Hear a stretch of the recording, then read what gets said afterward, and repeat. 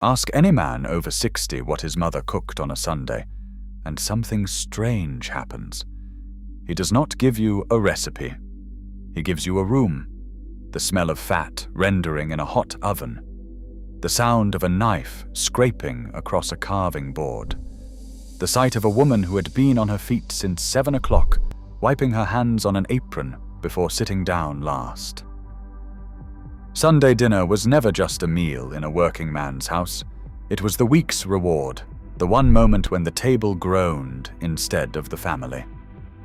These 20 dishes fed steelworkers, miners, dockhands, and factorymen across Britain, and every single one was cooked from memory, never from a book. Which Sunday classic tops our list? Let us count them down from number 20. Number 20. Boiled silver side with carrots and dumplings anchored the Sunday table in homes where beef was bought once a week and made to last until Wednesday. Housewives queued at the butcher on Saturday morning for a joint of salted silver side, a cut that cost around 2 shillings and 6pence a pound in the mid-1950s. The joint went into the biggest pot in the house, covered in cold water, brought to a slow simmer, and left to bubble for hours while the kitchen windows wept with condensation. Whole carrots went in halfway through, along with suet dumplings that swelled and softened in the salty broth. The smell was clean and simple, boiled meat and root vegetables, filling the terrace from front door to backyard. Children set the table without being told. Fathers carved thick slices of pink beef at the table, the meat tender enough to pull apart with a fork. The leftover broth became Monday's soup, and cold silverside went into sandwiches for the rest of the week. Boiled silverside asked only for time and a big enough pot, and it gave back a meal the whole street could smell. Number 19.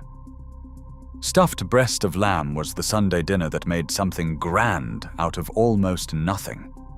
Breast of lamb was the cheapest cut on the butcher's block, a flat, fatty piece riddled with bones that most people walked past. But a working man's wife knew what to do with it. She would lay the breast flat, spread a stuffing of breadcrumbs, onion, sage, and a beaten egg across the surface, then roll it tight and tie it with string. Into a roasting tin it went, surrounded by potatoes that would crisp in the rendered fat. By 1956, breast of lamb cost barely a shilling a pound, less than half the price of a leg. The stuffing stretched the meat further, soaking up the juices and turning what should have been a scrap into a proper centerpiece. The kitchen filled with the smell of sage and roasting fat, a perfume that called the family to the table without a word being spoken. Children fought over the crispy outside, where the fat had turned golden and crunchy. Fathers got the thickest slice, the one where the stuffing spiraled tight in the center. Oral histories from Yorkshire recall mothers who made this every other Sunday, alternating with a chicken when the budget allowed. The tide roll, browned and glistening on the serving plate, was proof that skill mattered more than money. Number 18. Roast pork with crackling and applesauce commanded respect on every working-class table where the oven could hold a joint.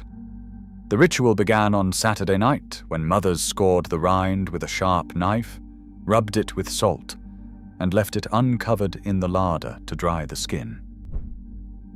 On Sunday morning, the joint went into a hot oven, the fat sizzling and spitting, the rind slowly blistering into golden crackling that shattered at the touch of a knife. By the early 1950s, a loin of pork cost around 2 shillings a pound, and a family of 5 could stretch a 3-pound joint across 2 meals with careful carving. Applesauce was made from windfalls stewed with a spoonful of sugar, the sharpness cutting through the rich, fatty pork. Children were told to wait for the crackling to be divided fairly, though it never was. The crunchiest pieces always went to the father, and the soft, chewy bits were scraped off and given to the youngest. Diaries from the era speak of the sound as much as the taste. That crack when the knife hit the rind, the hiss of fat in the tin, the scrape of the serving spoon against the apple sauce dish. Roast pork on a Sunday was a statement. It said the week had been good enough to eat well, even if Monday would bring cold pork sandwiches and the memory of better things. Number 17. Toad in the hole with onion gravy turned a handful of sausages into the centerpiece of a Sunday dinner that children loved and adults relied upon. Housewives dropped fat pork sausages into a screaming hot tin of dripping, poured over a Yorkshire pudding batter of flour, eggs, and milk, and slid the lot into the oven. The batter rose around the sausages like a golden fortress, crisp at the edges and soft in the middle. By 1958, sausages cost about 1 6 for a pound, making toad in the hole one of the cheapest Sunday dinners a family could serve. Onion gravy was the real secret. Sliced onions sweated in the meat tin with a scrape of the roasting juices, a spoonful of flour and a crumble of oxo dissolved in boiling water. Poured thick over each portion, it transformed a simple batter pudding into something that tasted like a feast.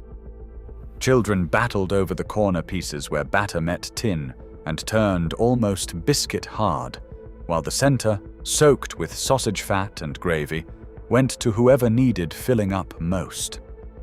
For families where a roast joint was a fortnightly luxury, toad in the hole filled the gap with pride and no apology. Number 16. Shepherd's pie appeared on Sunday tables when the leftover lamb from the previous week needed using before it turned. Housewives minced cold roast lamb with a hand grinder, fried it with onions and a splash of Worcestershire sauce, then spread the lot into a baking dish and topped it with mashed potatoes forked into ridges. Into the oven it went until the peaks browned and the meat bubbled up at the edges. By the mid-1950s, this was the meal that connected one Sunday to the next, a bridge between the roast and the fresh start. Mothers made shepherd's pie on weeks when money was tight, because the main ingredient had already been paid for. Children loved the crispy mashed potato top, scraping the brown bits off first and saving the soft, meaty center for last. Fathers poured HP sauce over the lot without asking, and ate in contented silence. Oral histories from mining towns recall shepherd's pie as the dinner that proved nothing was wasted. The gravy from last week flavored this week's filling. The potatoes stretched what little meat remained. It was Sunday dinner built on the bones of the one before, and nobody ever complained. Number 15. Roast chicken became the aspirational Sunday dinner of the 1960s, a meal that marked the slow rise from austerity into something approaching comfort. Before battery farming brought prices down, a whole chicken cost 5 shillings or more in the early 1950s, a luxury most families reserved for Christmas. But by 1965, the price had halved, and suddenly a roast chicken on Sunday was within reach of the working man's table. Mothers rubbed the bird with butter, stuffed the cavity with sage and onion, and roasted it until the skin turned golden, and the kitchen smelled like a promise. The carving was the father's job, performed with quiet ceremony at the head of the table. Legs went to the children. Breast was sliced for the adults. The carcass was boiled on Monday for soup. A single chicken, properly managed, could feed a family for 3 days.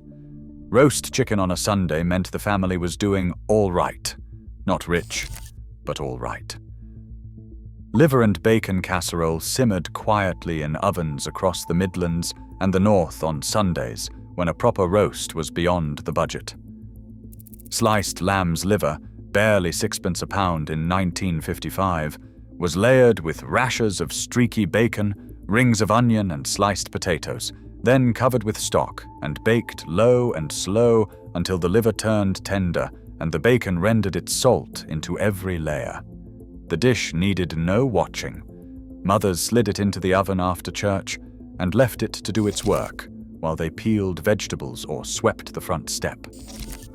The smell crept through the house gradually, savory and deep, promising a meal that cost almost nothing but tasted like care. Children who wrinkled their noses at fried liver on a Tuesday would eat it willingly from the casserole, where the long cooking softened the strong flavor and the bacon made everything forgivable. For families where offal was not a choice but a reality, this dish made Sunday feel like Sunday. Number 13. Corned beef plate pie held together Sundays in households where fresh meat was a fortnightly event. Housewives lined a deep enamel plate with short crust pastry, filled it with sliced corned beef from a tin, diced potatoes and onion, then sealed the top with another round of pastry and crimped the edges with a fork. A slash in the center let the steam escape, and the whole thing baked until golden. By 1957, a tin of corned beef cost about 1 shilling and threepence, and a pound of flour was barely tuppence. The entire pie fed a family of 6 for less than 2 shillings. The pastry soaked up the salty beef juices, turning soft on the bottom and crisp on top. Served with pickled beetroot and a mound of mashed swede, it looked like a proper Sunday spread. Children loved the pastry. Fathers loved the price. Mothers loved that it required no carving, no timing, and no anxious watching through the oven door. Corned beef pie was the safety net of the Sunday table, the dinner that never let anyone down. Number 12. Braised ox cheek fell apart on the plate with a richness that made expensive cuts seem overrated. Butchers sold ox cheeks for pennies, a cut so cheap it barely merited a place in the display. Housewives who knew their craft would brown the cheeks in dripping, nestle them into a heavy pot with onions, carrots, and a bay leaf, then braise the lot for 3 or 4 hours until the meat dissolved at the touch of a spoon. The collagen turned the cooking liquor into a glossy, trembling gravy that clung to everything it touched. The kitchen smelled of Sunday from mid-morning. Children hovered near the stove. Fathers ate in the satisfied silence that only properly tender beef could produce. By the early 1950s, ox cheeks were the thinking woman's roast. Cheap, forgiving, and impossible to ruin if you gave them time. Today, ox cheek appears on gastropub menus at £14 a plate.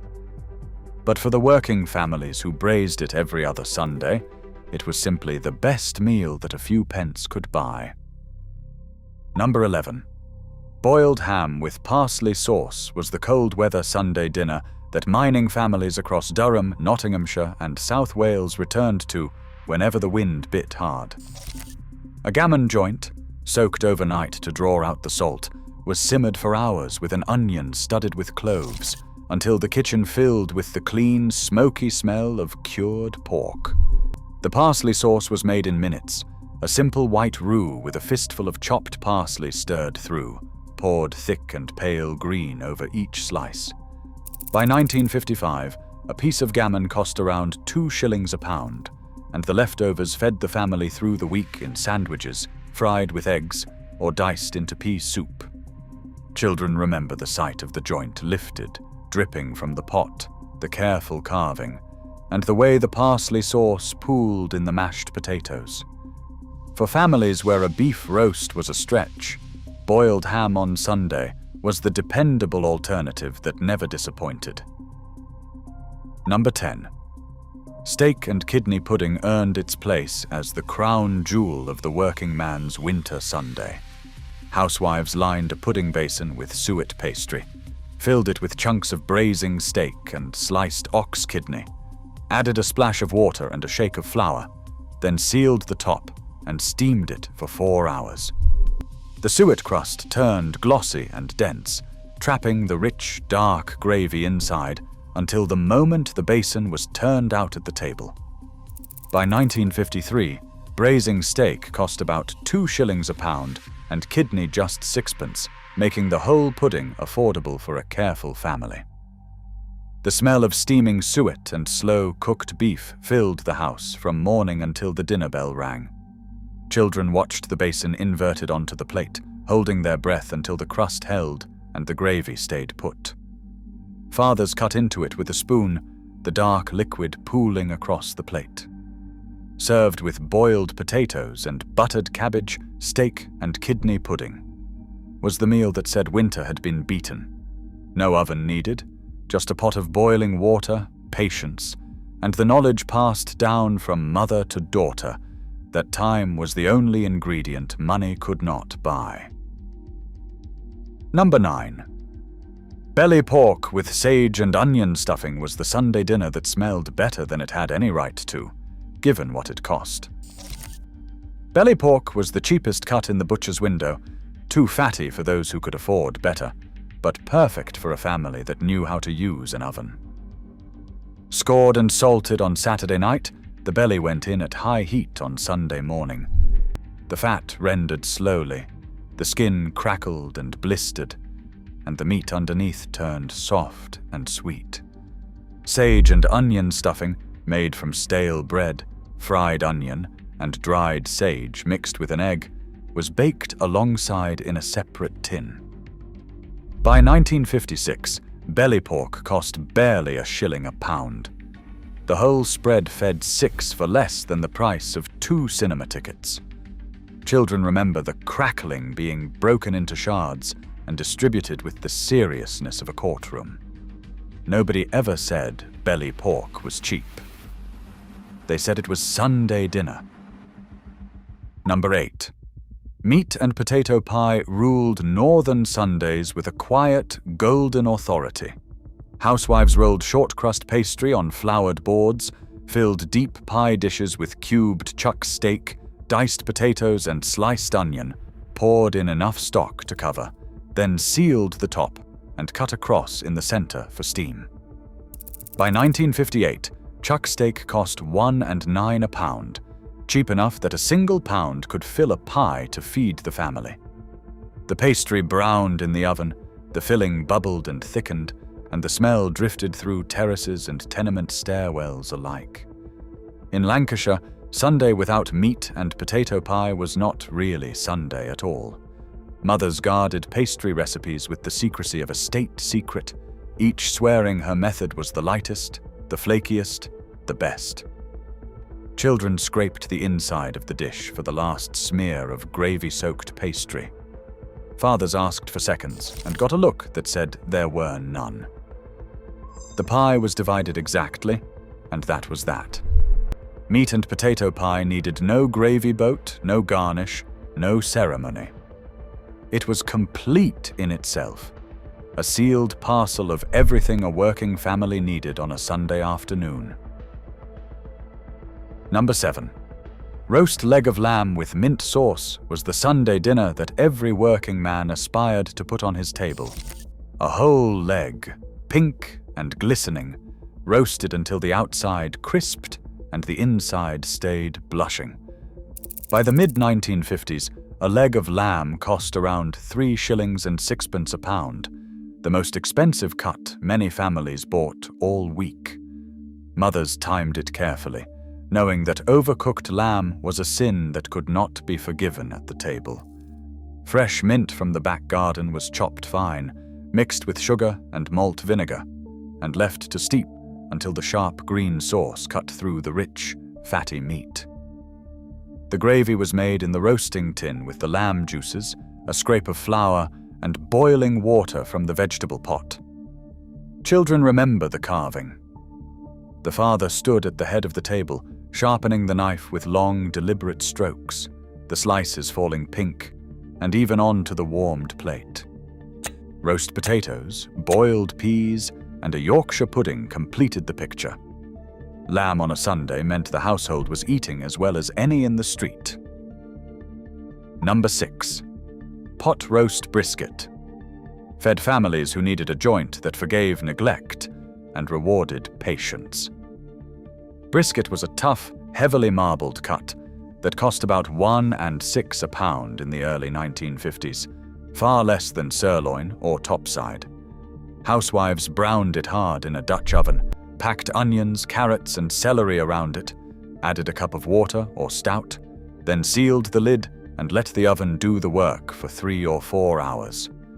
The low, slow heat broke down the connective tissue, turning the cheapest beef into something that pulled apart in silky strands. The vegetables collapsed into the braising liquid, creating a gravy so thick it barely needed thickening.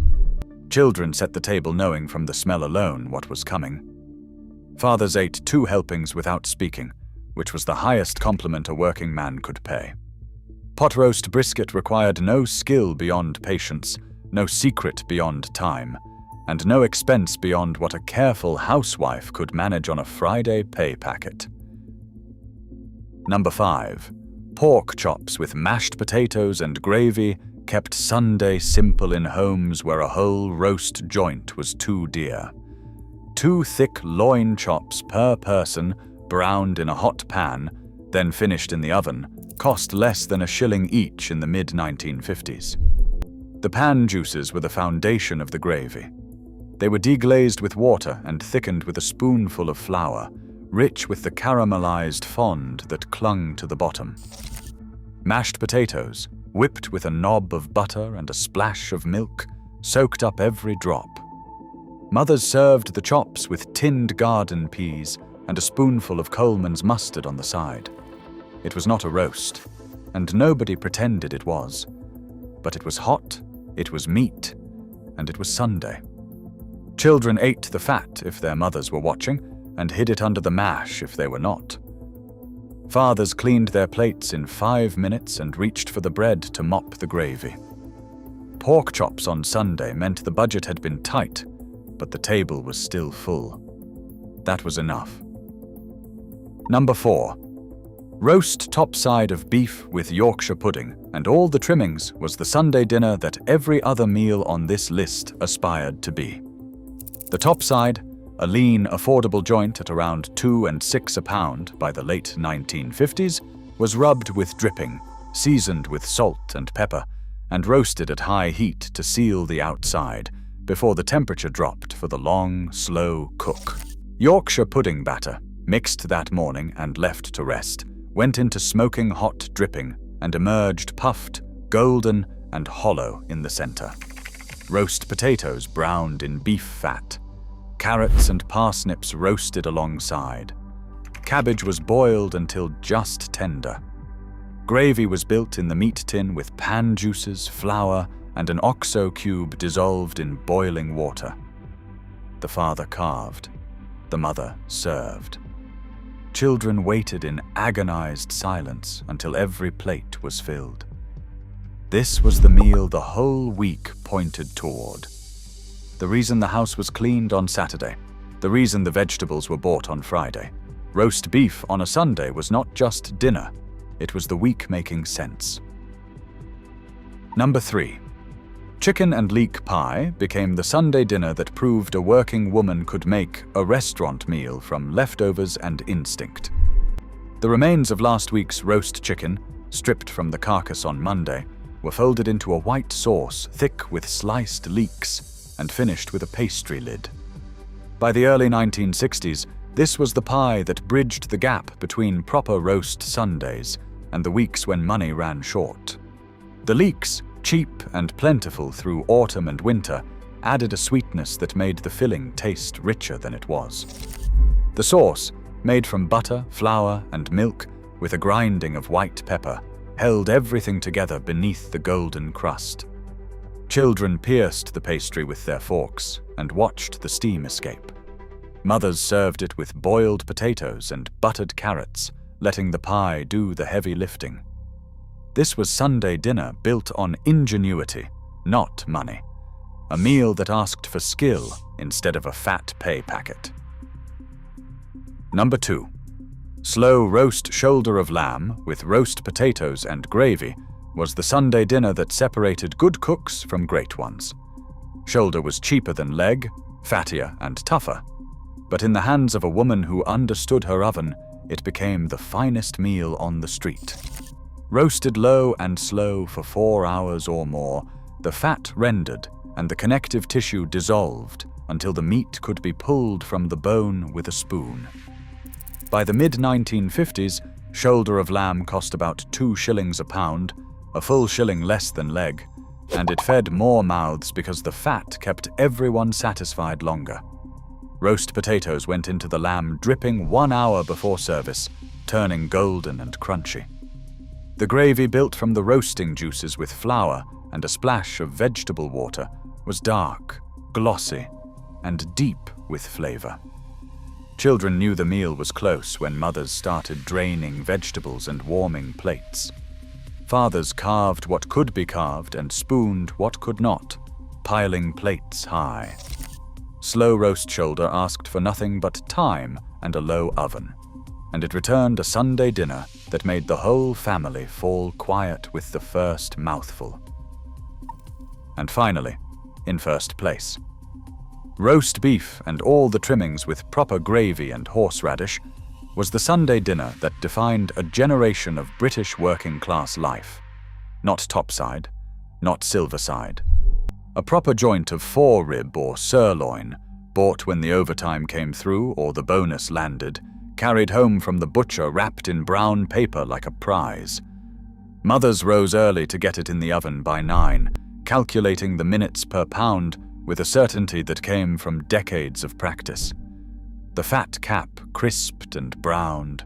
The meat rested under a tent of foil, while the Yorkshire pudding had its turn in the smoking hot oven.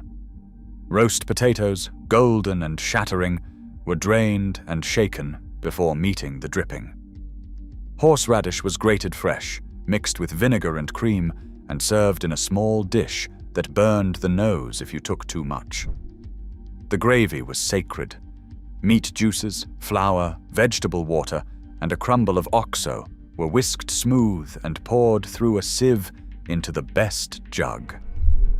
Every family had its order. Father carved, mother served, and the children sat still until the first plate was placed. This was the meal that mining towns, factory estates, and dockside terraces all agreed upon. The dinner that meant Sunday. The taste of a family sitting together when the working week had tried its best to pull them apart. Roast beef on a Sunday was not about the cut or the cost. It was about the woman who stood in that kitchen all morning, making sure that for 1 hour, at one table, everything was exactly as it should be. These 20 Sunday dinners tell the story of working Britain at the table. From boiled silverside at number 20 to the roast beef that crowned them all, every dish carried the weight of a week's wages and the care of a woman who made those wages stretch further than anyone had a right to expect. The common thread is not the meat or the method. It is the ritual. The table laid with the best cloth, the father at the head, the children told to sit still, the mother serving last and eating least.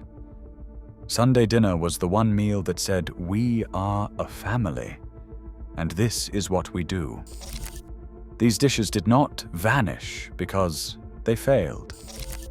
They faded because the world that made them necessary moved on. But the taste remains. If your family had a Sunday dinner that belongs on this list, put it in the comments. Because these meals deserve to be remembered by the people who sat at those tables.